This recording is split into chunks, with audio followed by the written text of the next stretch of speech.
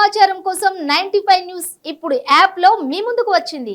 వెంటనే డౌన్లోడ్ చేసుకుని news update తెలుసుకోండి. ప్రతి క్షణం ప్రజాక్షేమం కోసం. Welcome to 95 news. ప్రతి క్షణం ప్రజాక్షేమం కోసం నేను మీ మాధురి. ఈరోజు అయితే మనము పబ్లిక్ దగ్గరికి వచ్చేసాము. ఎందుకంటే రీజన్ అయితే మీకు చెప్పేస్తాను. కేసు గురించి నడుస్తుంది, హైకోర్టు కేసు, ఫ్రీ బస్ గురించి పబ్లిక్ టాక్ ఏంటో ఒకసారి తీసుకుందాము. ఒక ఆయన అయితే ప్రైవేట్ ఉద్యోగి అయితే కేసు వేశారు, ఆర్టీసీ బస్ ఫ్రీ అయితే రద్దు చెయ్యాలి అని. సో ఆ నిర్ణయం సమ్మతమేనా, అసలు అది కరెక్టేనా అని ఇక్కడ ఉన్న వారిని కొంతమందిని అడిగి తెలుసుకుందాము. సార్ మీ పేరు? నమస్కారం, నా పేరు గొర్రెరాజు. నేను కరీంనగర్ నుండి వచ్చిన.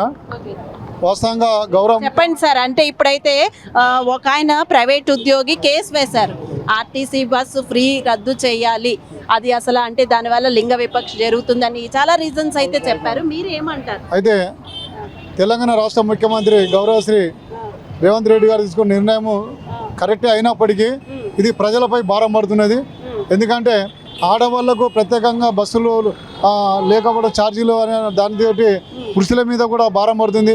ఎందుకంటే ఇది కొంత ఆర్టీసీ మీద భారం పడుతుంది. ఎందుకు పురుషుల మీద ఎందుకు భారం పడుతుంది? రేట్లు ఏం పెంచలేదు కదా, సేమ్ రేట్సే కదా. అయితే ఇది ఇక్కడ ఏం జరుగుతుందంటే భార్య భర్తల మధ్యలో గొడవలకు దారితీస్తుంది.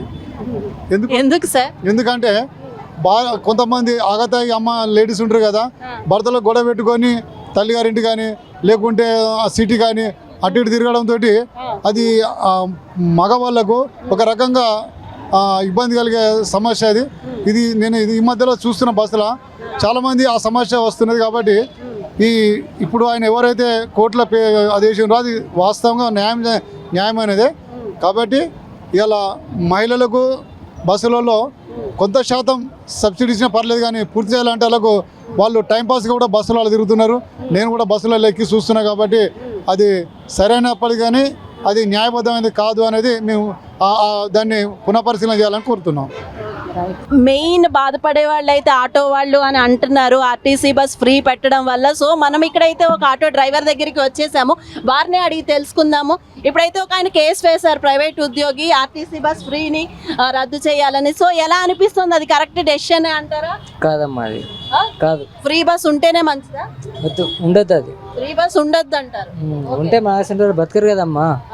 చాలా మంది ఉన్నారు, నేను ఒక్కనే కదా, చాలా మంది ఉన్నారు, అందరికి దెబ్బనే కదా.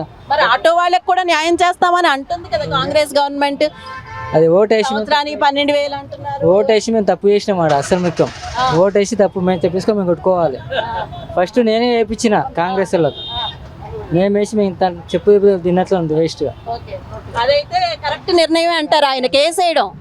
కరెక్ట్ చేసిండు అది ఆయన.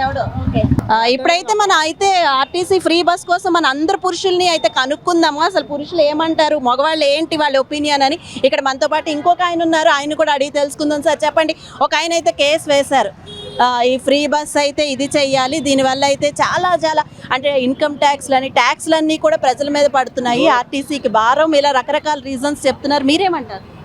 బస్సులలో ఫ్రీ అయితే అది చాలా కష్టం అమ్మా. ఇప్పుడు ఏంటంటే ఒకటి కేసీఆర్ పోవడమే గొప్ప, భూములను మాయం చేసేసాడు, బీద వాళ్ళని మొత్తం మాయం చేసేసాడు. మా భూములన్నీ అది కింద మీద ఉల్టా పల్టా చేసాడు, అంత పెద్ద పెద్ద బడబాబులకు అది చేసాడు. అటువంటి కేసీఆర్, ఆ కేసీఆర్ పోవడం గొప్ప. అంటే ఇప్పుడు మనం కేసీఆర్ గురించి పక్కన పెడదాము, ఫ్రీ బస్ గురించి మాట్లాడండి సార్. అంటే వాళ్ళు పెట్టిన అది ఉండడం మంచిదేనా, లేకపోతే ఇది మంచిది కాదు బాయ్. ఆ ఫ్రీ బస్ అంటే చాలా కష్టము. సారీ ఏమనుకో, ఫ్రీ బస్ అయితే మంచిది కాదు, చాలా గవర్నమెంట్ కష్టము.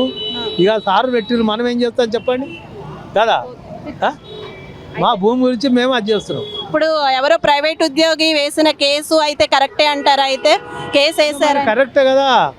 ఇప్పుడు వాళ్ళు పెట్టిన దానికి మనం ఏం చేస్తాం, ఫ్రీ బస్ అంటే ఇప్పుడు కర్ణాటక పెట్టి పెడతామని పెట్టారు అంతే. ఫ్రీ బస్ అంటే కష్టం చాలా. ఎందుకు కష్టం అంటారు? ఎందుకు కష్టం అంటే గవర్నమెంట్ అంతా మళ్ళీ వేరే ట్యాక్స్లు వేస్తారు కదమ్మా, ఇప్పుడు మనమే వేస్తారు కదా కదా, అట్లనే అంటారు.